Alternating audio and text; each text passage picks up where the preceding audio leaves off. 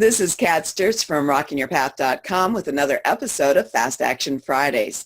And today my special guest is all the way across the pond from the United States over in England. Her name's Sarah Cousins, and we are going to be discussing developing and expressing your creativity. Thanks for joining us, Sarah. Can you tell us a little bit about yourself? Yeah, I'd love to. I'm the ideas girl. I help online entrepreneurs and boutique businesses find the right ideas for them. My background is in strategic marketing. I trained with the Chartered Institute of Marketing. I've worked for the BBC and in education.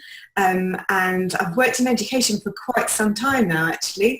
And just recently, I've been able to help businesses in a different way to kind of normal marketing in terms of helping them uncover different ideas that will make them stand out and reflect more of their personalities. I think that's great. That's a wonderful background. And are you still working for other people, or are you working for yourself now? I'm working for myself. I'm still an associate for some of the companies I used to work for. But yeah, I help various clients with their marketing and social media, and I'm also producing my own online courses now. All right. And that's exactly where you and I met, was putting together our own little courses. And you had one about strong headlines that you finished. Can you tell us a little bit about that? Because that certainly deals with developing creativity. Absolutely. It's something that I've noticed for a while now. I can see that people are really good at what they do. They're brilliant at what they do, but they can't always put it into words. And I think it's that classic thing of trying to write your own resume. You know what you've done, and in theory, you should be able to be the best person to write about yourself. But in reality, you get tongue-tied, and it's really tough going sometimes to try and capture the best bits.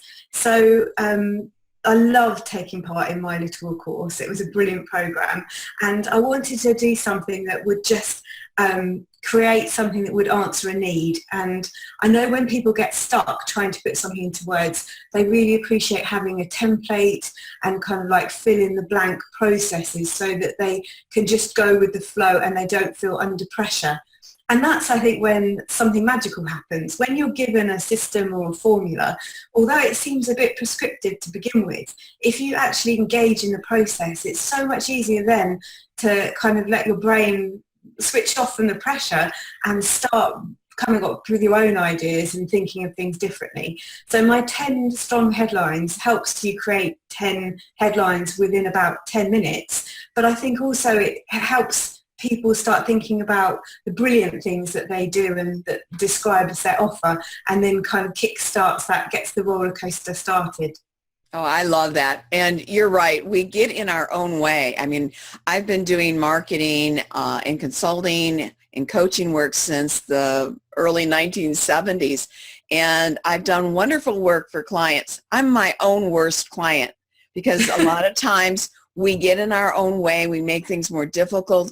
We are not a good judge always of what we produce for ourselves, because we can be overly critical, or we know what we meant to say and that's what we see there. That's why you always need that objective eye on the outside. So I love the idea of having a template that becomes customized when, like you described, you become part of the process. So it's not just what everybody else would be producing. It really becomes individual and expresses your own creativity in the process. So I love how you describe that. Oh, thank you. So what do we do? What are some of the fast action tips that we need to be aware of to help us develop our creativity and express it in optimal ways for ourselves to help us grow our businesses? I think there's loads of things. There's kind of the mindset side of things, of feeling a bit fearless and actually giving things a go and trying new ideas. But there's also practical processes that you can take yourself through that actually let you capture an idea and reflect on it. And that's something I've felt compelled to do. I actually created a course called the Ideas Code, because in kind of communicating with people and finding people online, I felt in various Facebook groups that over and over again, people kept saying they felt really overwhelmed with ideas, that they just couldn't switch off, and that they would be kind of waking up in the middle of the night thinking, oh, I've got another idea, but I don't know what to do with it. And it's something that I've always been fascinated with, kind of where do ideas come from and how can you put them to your best advantage. But I see a lot of online entrepreneurs who are really deeply creative, but they are swamped with ideas. They have hundreds of ideas. They get overwhelmed. They're easily distracted. And so I started looking into why that might be. And it's all to do with divergence and convergency. And if you have abstract ideas and you're swamped with ideas, you tend to be really divergent. But the good news is there's lots of convergent things you can do that will help make your brain fire in different ways so that you kind of get the best of both worlds. So for fast action tips, there's simple things that you can do. You can start retraining your brain just by doing things like, when an idea comes to you in the middle of the night, just write it down or record it on your phone and think, I've got it, I'll look at it later. Mm-hmm. And then if that keeps happening, before you go to bed, you set your intention and you say, I'd really like my ideas to show up for me when I wake up. Love that. If you do that enough, when you wake up, you'll find as you wake, you'll have all those ideas come to you. And then obviously it's a lot easier to capture them. But other things you can do is you can put your ideas, write them down on bits of paper and literally put them in a box, put them away. And then every so often you can take them out and look at them and review them. I think, oh, fantastic. There's something the Ideas Code goes into. I uncovered, I think it was 63-ish techniques, traditional techniques of how to kind of capture an idea and harness it. And I think there's actually different steps in going through the idea process. There's absorbing the information, illuminating it when you think around it, surrendering it where you kind of typically go to sleep on it, receiving it and then reflecting on it, enhancing it, and then setting your idea free and putting it out in the world. But the two most critical things you can do things with are in the illumination bit, when you're thinking around idea and you're noticing things differently to other people, and when you're enhancing it, which comes back to the 10 strong headlines, when you're finding a different way to express it and make it bigger and brighter and better. So in terms of fast action things, there's templates and things that you can go through, and I'm hoping to be brave enough to run a webinar soon about some of these techniques so that I can share them. But there's different processes you can go through which just kind of open the door and start getting you thinking about things in a different way. And they're all wonderfully imaginative. So it really is about dreaming and exploring your imagination, but not in a wishy-washy way, in quite a practical way. So you kind of set an intention, you know why you're carrying out a process, and then collecting everything back in together at the end and reviewing things quite objectively, quite sort of applying the convergent idea that you're going to go through things systematically and try and work out which ideas are for you. And you can do that with checklists and kind of rating systems, and I'll happily share a PDF with you of a really good comprehensive way you can map out which idea speaks to you most. But I think that's it. That because you know, I deal with people who say two things: I don't have enough ideas, or I run out of ideas, which is a foreign concept to me because, like you've mentioned, I've got more ideas than I will ever have time to execute. And the others are, I've got so many ideas, I don't know which one to do first. And what they really mean, I don't know which one is guaranteed to be the best one for me to do right now. Well, folks, there is no guarantee about which one is the best one to do. You just have to take faith. And I like how you're explaining this, because what I'm hearing is that you're helping us identify what keeps coming up And by listening to how other people are reacting to what we're expressing, if something keeps coming up and resonates with people, you pretty much got a winner there to say, go ahead and try this idea out. Am I right in interpreting what you're saying? Absolutely. I am a firm believer that ideas find you for a reason, that you're a limited edition. There's no one else who's going to have the same background, the same experience, the same way of thinking, the same expressions. And I think that an idea has found you for a reason. And it depends on where you are in life, whether you're going to grab that idea and do something with it, or whether you just, for whatever reason, think that's not for me right now. And I truly believe that everyone has at least one life-changing idea at some point in their life. It is just purely whether or not they choose to action it. And that can come down to the confidence, the market conditions, the resources, the pressures they're under. And going back to what you said about people not having any ideas or feeling overwhelmed with ideas, that's something that I've tried to capture and express in saying that you can have ideas drought or ideas flood and ideas kind of overwhelm. But there is a nice space in the middle where you can be ideas rich, where instead of being bombarded with endless ideas and feeling totally overwhelmed, you can actually get just the right amount of ideas, but they're really rich ideas that suit what you're looking for and mean something to you, that they're original and they're of value. And then going on from that, totally agree with you. It's fantastic to share ideas with people you trust and test ideas out and see what comes back. The only thing I have noticed is if you're blessed with having really supportive friends and family, sometimes they can be really well-meaning and encourage you, but actually your marketplace might feel totally differently. And that's something else I've packaged into a small course, a course called Test the Market, which is about taking your idea and then testing it in a really practical way so that you know within 14 days whether or not your idea has got legs.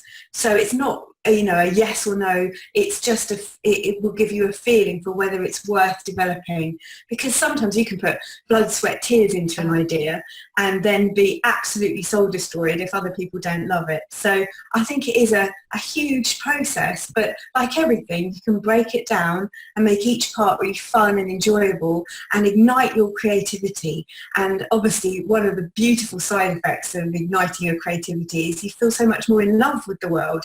Everything has got a new meaning and everything is brighter and more colourful, and I think that's what we forget. We go through life and we get so bogged down with things and distracted by paying the bills and kind of conforming to society that we forget we're all individuals, we're all unique, and we can express ourselves in so many different wonderful ways.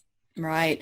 I think an added advantage of that test the market is that you get a renewed sense of worth and energy to keep pursuing it, because once we start a project and handle all the bits and pieces, it can get tiring, and we either run out of steam or run out of enthusiasm or run out of confidence, and we let a really good idea just kind of die on the vine.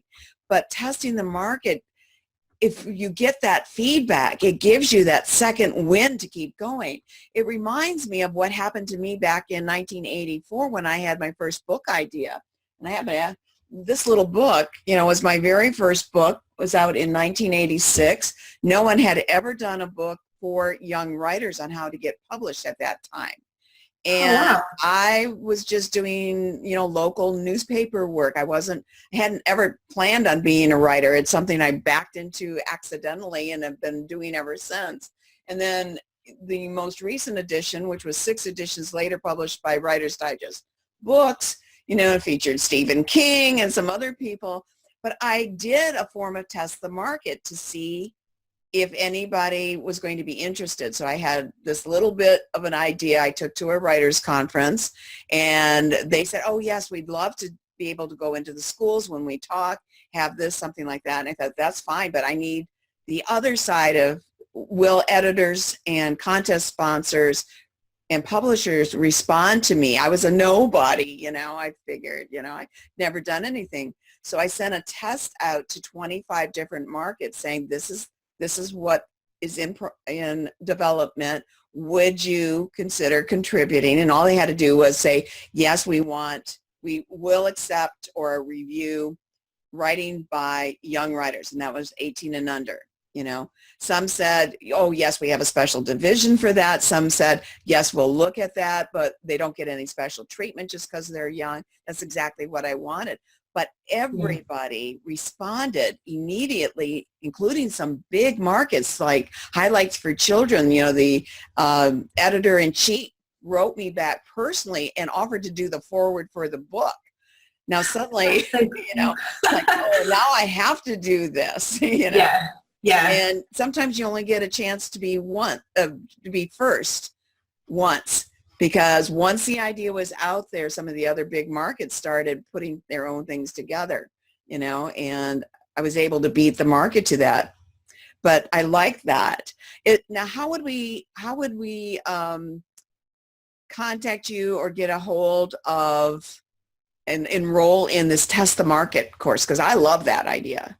Oh, thank you. It's in my course page of ideasgirls.courses. So, so we'll be sharing that link when we broadcast this, and people can follow that. Highly recommend this. I've seen some of Sarah's other work. I'm excited to check that one out too. And for some reason, I wasn't remembering that one was in there. I love that. All right. Oh, what other advice do you have for us?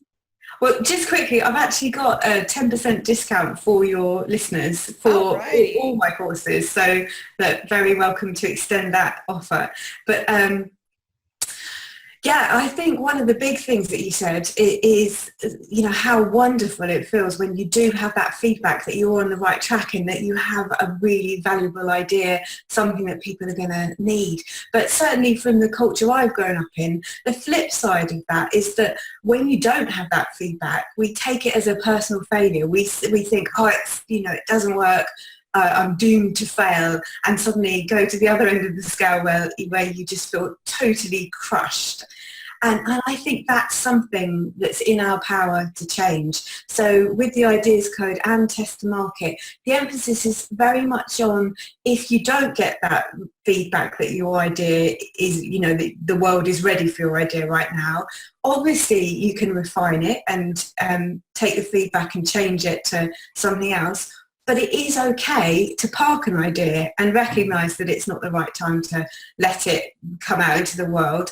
Or it's okay to say, no, something's not quite right here, I'm shelving it for good, and that I'm going to move on to other things. And I think that's a really key tip for all of us to take on board, that it's okay to be able to say, that's not right for right now, and it's just freed up all my time and saved me a fortune in money, time, energy, and I can now concentrate and move on to the next idea. And I think that's something that is a really positive way of looking at things. No, I love that advice. And if you read the histories of some of the great ideas that were developed over time and the people behind them, they didn't have one great idea coming immediately after another, and they all were wonderful ideas. It was, they tried this, it didn't work. They tried that, and it didn't work. They tried that, and it worked. Or, for instance, Post-it notes, that came about as a byproduct to what was left over from trying another product. And they said, what can we do with all this junk we've got left over? It doesn't hold very well. It just holds temporarily. And bingo. I can't live without, sticky notes anymore. Me too. Yeah, absolutely. Right. And as you pointed out, another reason why I like that Test the Market is it can be a great idea, but if you're targeting the wrong market for it, it's going to fall flat. So there's various components that you're pointing out: the market, the concept, the delivery of it, and the follow-up, all of parts, right? Yeah. And isn't it wonderful that people, especially online entrepreneurs, are so helpful to one another? I really feel there is a community where people, it's a like-minded community, but people are generally in their nature helpful. So if you reach out to them and say, I really want to get this right and I'd really like some feedback, more often than not, you get really valuable feedback of a different application or a different market or a different way of seeing things. So, for me, just taking that time to test something and explore and get that feedback back is invaluable. Right. And you have to get a little bit of a thick skin to do that, but you have to be willing to do that. You need to hear that other advice. In the restaurant business, which my husband is in, he wants to know when the food is really, really good and the customers are raving, but he also wants to know when the service or the food or the environment or something isn't just right. And he says, we want to know that because we can't correct what we don't know is wrong. So, Yeah. you Yeah. need to understand if it's a one-off problem or it's a problem that can be corrected, Yeah. Yeah. And particularly with ideas, isn't that one of the scariest things ever, that you have an idea and you want to share it with someone, but also, especially if you don't know that person that well, you don't want them to steal your idea and you feel really protective about it because it means so much to you. And I think that is a really crucial part of things as well, of being able to feel that you trust in your interpretation of the idea and packaging it in a way so that someone can't just copycat and run off with it. Exactly. And being willing to change what is your creative baby. There are people that, this is me. I can't change it. It's, they don't want any editing because they feel it's going to diminish their input in it. And that's just not the truth. Usually editing a good objective. If you're planning to sell this now, if you're only developing it for yourself and you don't want anybody else to see it and you don't want anybody to buy this, fine, keep it to yourself. That's an option you have. But if you're trying to build a business, that's a pretty narrow-minded way to close yourself off from the positive you can gain and the money you can make by providing something that other people will really, really want and will help them, isn't that what we ultimately want to do, is help other people? Provide them either entertainment or information or training or something. I know it's what I want to do. Yeah. I think it does come down to finding that confidence as well, because it takes quite a confident person to be open to feedback and open to changing things, and changing and kind of criticism is quite a scary thing for most people, isn't it? You want to be accepted. Wouldn't it be wonderful if you could get everything right first time? It would be fantastic. But in reality, it is a learning curve, and it is a process of kind of going, okay, I'm all right with saying I've learned from that and I'm going to try something new. Right. And let's make it full circle back to where we started, where we asked for some of this in the beginning. So we develop things that we know the market wants rather than spending all that time and energy up front developing what we feel in our heads and our hearts and putting it out there and then finding out it's just not reaching the target we want it to. I mean, that's true devastation, right? Yeah, I think if you're fairly in tune with your ideas and kind of what's happening in your environment, you pick up the kind of environment you're in or connected with through online connections. You pick up and notice things, maybe not even consciously, but you notice what people are talking about and what what their biggest problems are and their fears. And on some level, I think that marinates in your head, and then you come up with ideas in response to that, thinking, wouldn't it be great if I had a solution, or perhaps I could take this. But yeah, I think it is all about, people are people. We need to talk with our communities and get that feedback before we begin. Mm-hmm. Now, do you have any tips for us on that go deeper into that testing or of our ideas, or just anything else that really helps us with that developing and expressing our creativity and our ideas? What else can you share with us? Yeah, absolutely. I think the biggest thing I've noticed this when I was doing my kind of competitive research about other courses out there about ideas and testing markets and kind of proof materials and things, is everyone focuses on what you do when you've got your idea and how you get it into the marketplace and how you validate it externally. But I think the secret is in validating it internally to begin with, because if you can kind of trust your own processes, if you check and go through sort of systematic things that verify you're in love with your idea, and it's not just something you feel you should be doing, then you've got something really solid to begin with. Because I see so many people who do things because their neighbour's doing it, or they've seen some amazing figurehead online who's doing it, and they think, that's what I want, that's what I should be doing. And you know that lovely line, these results aren't typical. I think these results aren't typical because they're just that person's results. They're not yours. And it's really about finding what's right for you.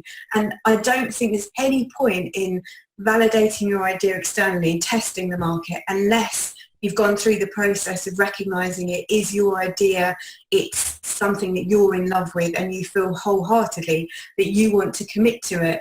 Because if you don't, then you're just wasting your own time and your own energy from the beginning. Right.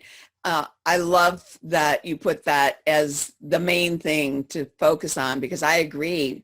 Most people are looking at, in hindsight, at what's already out there and not looking at where the germ of that idea may have started from and how they followed their own intuition, because I'm strong on intuition, along with the logical side of things. It's both. It's emotional, and it's, you know, you've got to have all of those components. So if you're just doing what the neighbor's doing or what you see somebody else is being successful with, you're not going to be as successful in what you're doing, just being a copycat. It just doesn't work that way.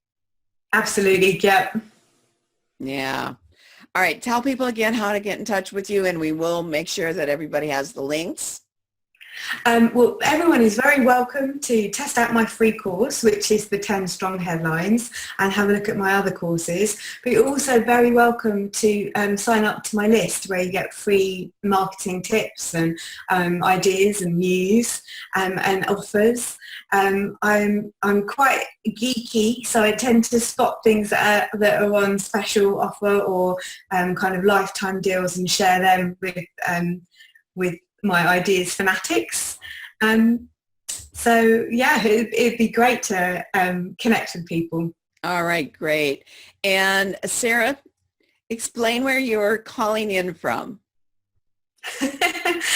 Well, I actually live in a little village that's on a peninsula just outside of Ipswich in Suffolk. And so I'm so lucky. I've got 2 rivers either side of me and the sea right in front. So I'm a bit of a country girl at heart, and I didn't want to kind of live in the middle of nowhere, but I also wanted to be surrounded by trees and in the countryside. So I feel I've got the best of both worlds. Once I'm in Ipswich, I'm about an hour away from London by train. So if I ever want to do some exploring of the big city, I'm really not far away. And I just think Suffolk is a beautiful part of England. So I feel very lucky to live here. I'm going to have to come visit, because here in Michigan, I'm also on a peninsula surrounded by water. So I've got Lake Huron, and this is also part of Lake Huron, but it's Saginaw Bay, and I've got the Pigeon Ridge River just down the street, and love it. I was born and raised in Detroit, moved to the country full-time back in 1970, and I love to go traveling. I love to visit the big city. I just don't want to live there. Yeah, I know the feeling. Well, thank you again so much for sharing some wonderful ideas about developing and expressing our creativity. And I know why we resonate, because what I'm hearing you share, I know people need to hear. And having experienced your free course, I know you can deliver big time on helping people do that. And that's Sarah Cousins, who is here with me as my special Fast Action Friday guest this week. And this is Kat Sturtz from rockingyourpath.com, inviting you back next week for my next guest and reminding you to keep rocking your unique path to success.